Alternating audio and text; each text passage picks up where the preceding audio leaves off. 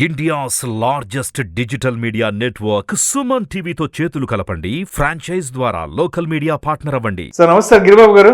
నమస్తే అండి. సార్ గిరిబాబు గారు, జీవితాన్ని మలుపు తిప్పే ఒక 5 డబ్బు సూత్రాలు ఏదన్నా ఉంటే చెప్పగలరు? నేను కూడా ఫాలో అవుతాను.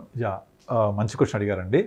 ఇప్పుడున్న యూత్ ఎవరైతే కాలేజ్ నుంచి పాస్ అవుట్ అయ్యి మంచి ఇన్స్టిట్యూట్ చేయని వాళ్ళకి ఇమీడియట్లీ జాబ్స్ వస్తున్నాయి. ఇప్పుడు అలా వచ్చిన వాళ్ళు కొన్ని డబ్బు సూత్రాలు పాటిస్తే మీరు అన్నట్టు లైఫ్లో మంచి ఉన్నత స్థితికి వెళ్ళొచ్చు, మెరుగైన జీవితాన్ని ఆస్వాదించవచ్చు. అందులో అన్నిటికంటే ఫోర్మోస్ట్ మీ దగ్గర ఉన్న ఆదాయంలో ఎంతో కొంత సేవ్ చేయండి.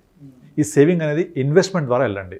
మీరు ఎక్కడ కూడా చరిత్రలో సేవింగ్స్ బ్యాంక్ అకౌంట్లో డిపాజిట్ చేసి రిచ్ అయిన వాళ్ళు మీకు కనిపించారు ఎవరు? ఎక్కడ? So A person will not become rich by depositing the money in savings account.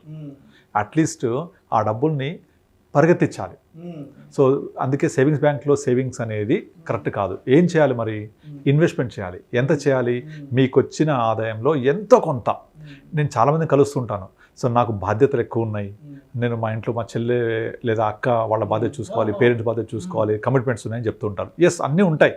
అందులో ఎంతో కొంత మీకు 25,000 జీతం అనేది ఈ రోజుల్లో మినిమం కామన్ శాలరీ. అందులో అట్లీస్ట్ ఒక 500-1000 రూపాయలు స్టార్ట్ చేయండి. ఇక్కడ గుర్తుపెట్టుకోండి, మీరు ఇన్వెస్ట్ చేస్తుంది మనీ ఒకటే కాదు, టైం కూడా.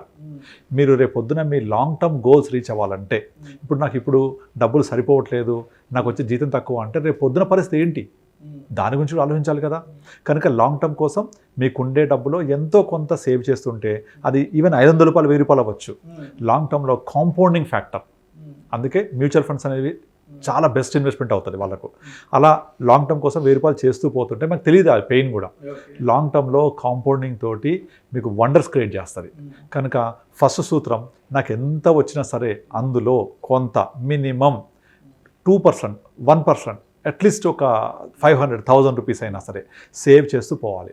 అలా సేవ్ చేసిన వాళ్ళు డెఫినెట్లీ వాళ్ళ యొక్క ఫ్యూచర్ డేస్లో ఈ డబ్బులు ఉపయోగపడ్డప్పుడు వాళ్ళకి దాని యొక్క ఇంపార్టెన్స్ తెలుస్తుంది. కనుక మనం ఇన్వెస్ట్ చేస్తుంది టైంతో పాటుగా స్మాల్ మనీ. టైం వల్లనే ఇది పెరుగుతుంటుంది. కనుక పవర్ ఆఫ్ కాంపౌండింగ్లో the important factor is time, not only the money. So second important factor ఏంటి? మీకు ఏదైతే ఆదాయం ఉంటుందో ఆదాయానికి మించి ఖర్చు పెట్టకూడదు.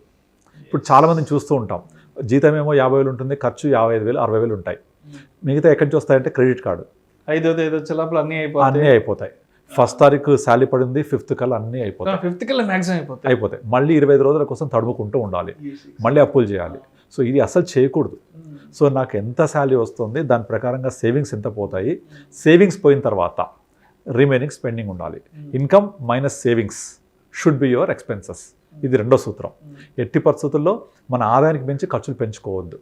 సో మూడోది, ఎట్టి పరిస్థితుల్లో నాకు వచ్చే ఇన్కంలోంచి కొంత ఎమర్జెన్సీ ఫండ్ క్రియేట్ చేసుకోవాలి. ఈ ఎమర్జెన్సీ ఫండ్ ఎంత మీకు మన ఆర్థిక బలాన్ని ఇస్తుందో కరోనా టైంలో చూశాను నేను. ఒక కస్టమర్ వాళ్ళకు 3 క్యాబ్స్ ఉన్నాయి. సో 3 క్యాబ్స్ అప్పటిదాకా హ్యాపీగా నడుస్తున్నాయి. సడన్గా కరోనా టైంలో అన్ని ట్రాన్స్పోర్టు అందరం జనజీవనం స్తంభించిపోయింది. 3 ఈఎంఐలు కట్టాలి. సో ఈఎంఐలు కట్టడానికి డబ్బులు లేవు. సో ఇమీడియట్లీ 2 కార్లు అమ్మేసి 3వ కార్కి ఈఎంఐ కడుతున్నాడు. కానీ ఈఎంఐ కట్టడానికి సరిపోతే డబ్బులు అవి. నేను సడన్గా అమ్మబోతే ఎవరు కొనేవాళ్ళు కూడా లేరు. ఆదాయం 0. సో పాపకి పాలు కొనడానికి డబ్బులు లేవు. నాకు కాల్ చేసి నేను చాలా హెల్ప్ చేశాను వాళ్ళకు. సో అలాంటి పరిస్థితి ఎందుకు వస్తుంది అంటే నా దగ్గర ఎమర్జెన్సీ ఫండ్ లేకపోవడం. మనం కరోనా నుంచి నేర్చుకున్న పెద్ద పాఠం ఏంటి? రేపు భవిష్యత్తులో ఏమైనా జరగవచ్చు, మనం రెడీగా ఉండాలి. కనుక ఎమర్జెన్సీ ఫండ్ అనేది మనకు ఒక ఆర్థిక బలాన్ని ఇస్తుంది. సో ఆ ఆర్థిక బలం ఎంత రావాలి అంటే నీ దగ్గర నీ కార్పస్ ఎన్ని నెలలకు సరిపడా ఉంది. ఇప్పుడు మీరు చూడండి, ఒక దేశానికి ఆర్థిక బలం ఎప్పుడు వస్తుంది? వాళ్ళ యొక్క ఫారెన్ రిజర్వ్స్ బట్టే. 1992లో మనం ఆర్థిక సంస్కరణ చేసే ముందు ఇండియా దగ్గర వారానికి సరిపడా ఫారెన్ రిజర్వ్స్ ఉండే. ఇవాళ రోజున మినిమం 2 to 2.5 years సరిపడా ఫారెన్ రిజర్వ్స్ ఉన్నాయి. సో ఎంత ఫారెన్ రిజర్వ్స్ ఉంటే ఇండియా అంత స్ట్రాంగ్ అవుతుంటుంది, అంత రిచ్ అవుతుంటుంది. కనుక రేపటి కోసం దాచుకోవడం అంత ఇంపార్టెంట్ ఇక్కడ మనకు. సో మనము మీకు రిపోర్ట్స్ ఇస్తుంటుంది గవర్నమెంట్ ఆఫ్ ఇండియా, మన దగ్గర ఫారెన్ రిజర్వ్స్ ఇన్ని డాలర్స్ ఉన్నాయని, ఇన్ని lakhs of dollars ఉన్నాయి. సో ఎన్ని ఎక్కువ ఉంటే అంత ఎక్కువ కాలం మనము స్థిరంగా ఉండడానికి ఒక ఆర్థిక భద్రత జరుగుతుంది. ఈ నెక్స్ట్ వచ్చేసి ఫస్ట్ చెప్పినట్టు మన డబ్బుని పడుకోబెట్టద్దు. Make your money work for you. పరిగెత్తించాలి, మన కోసం పరిగెత్తించాలి. మనం నిద్రపోయినా డబ్బులు పని చేయాలి. డబ్బులు పని చేయాలి. కొంతమంది రిచ్ పీపుల్కి వాళ్ళ ఇన్కమ్ చెప్తూ ఉంటారు, అతనికి పర్ సెకండ్కి ఇంత వస్తుంది, పర్ మినిట్కి ఇంత వస్తుంది అని.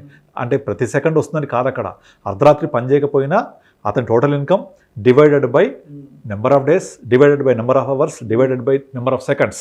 అంటే ఇప్పుడు richest person like Mukesh Ambani, Adani, వాళ్ళ ఇన్కమ్ పర్ సెకండ్కి ఇంత అని చెప్తుంటారు. మరి మనకు వస్తుంది అట్లా పర్ సెకండ్ ఇంత రాదు. సో మనం కష్టపడితేనే జీతం. కానీ మనం ఇప్పుడు ఏది సంపాదించామో దాన్ని ఇన్వెస్ట్ చేయాలి. సో ఇన్వెస్ట్ చేస్తే మనము ఒక బిజినెస్లో ఇన్వెస్ట్ చేస్తే ఆ బిజినెస్ గ్రో అవుతే మన ఇన్కమ్ గ్రో అవుద్ది. కానీ ఏ బిజినెస్ ఇన్వెస్ట్ చేయాలి తెలియదు. సో దానికి మ్యూచువల్ ఫండ్స్ లాంటివి బెస్ట్, ఎందుకంటే వాళ్ళు వెళ్ళి మార్కెట్ ఇన్వెస్ట్ చేస్తారు, that will go in to business again. So అలా మన డబ్బులు పరిగెడుతూ ఉంటాయి ఎప్పుడు కూడా, రొటేట్ అవుతూ ఉండాలి. రొటేట్ అవుతూ ఉండాలి. మార్కెట్లో ఎప్పటికప్పుడు మన డబ్బులు పార్టిసిపేట్ చేస్తూ ఉండాలి. మనం నిద్రపోయినా అవి పరిగెడుతూ రేపు పొద్దున మలి దశలో మనకు ఉపయోగపడాలి. ఇది ఫోర్త్ది. ఫిఫ్త్ అండ్ అన్నిటికన్నా ఇంపార్టెంట్, ఇప్పుడున్న ట్రెండ్ ఏంటి, ఇన్వెస్ట్మెంట్ ప్యాటర్న్ ఏంటి, ఇది తెలుసుకోవాలి మనం. ఒకప్పుడు ఎఫ్డీస్ 18%, 20% ఇచ్చినప్పుడు అక్కడ పెట్టాం, అయిపోయింది. రియల్ ఎస్టేట్ తక్కువ రేట్ ఉన్నప్పుడు కొన్నాము, పెరిగిపోయింది. అలాగే గోల్డ్. ఇప్పుడు ఏం నడుస్తుంది, capital markets, economy related, GDP పెరుగుతోంది, ఇండియా గ్రో అవుతోంది, ఎకానమీ గ్రో అవుతుంది, అంటే మార్కెట్స్ గ్రో అవుతున్నాయి. కనుక మన ఇన్వెస్ట్మెంట్ కూడా ఆ విధంగా ట్రెండింగ్గా ఉండాలి. అంటే ఎప్పుడు ఏ ట్రెండ్ రేపు భవిష్యత్తుని సృష్టించబోతుందో సంపద, అటువైపుకి ఇన్వెస్ట్ చేయాలి. అంతేగాని నా లాంగ్ టర్మ్ గోల్స్కి నేను ఫిక్స్డ్ డిపాజిట్లో పెడతాను, నా గోల్ 20 years కాబట్టి ఫిక్స్డ్ డిపాజిట్ పెడతాను అంటే అది ఇన్ఫ్లేషన్ని కూడా బీట్ చేయదు. సో మన గోల్ ఎంత ఉంది, లాంగ్ టర్మ్ ఉంది అంటే దానికి తగ్గట్టుగా ఇన్స్ట్రుమెంట్ ఏది ఎంచుకోవాలి. ఇప్పుడు నేను ఢిల్లీ వెళ్ళాలంటే విమానం కానీ రైలు కానీ ఎక్కాలి, నేను బస్సు ఎక్కువ తెలియలేను కదా. సో అట్లాగే అది ఇంపార్టెంట్.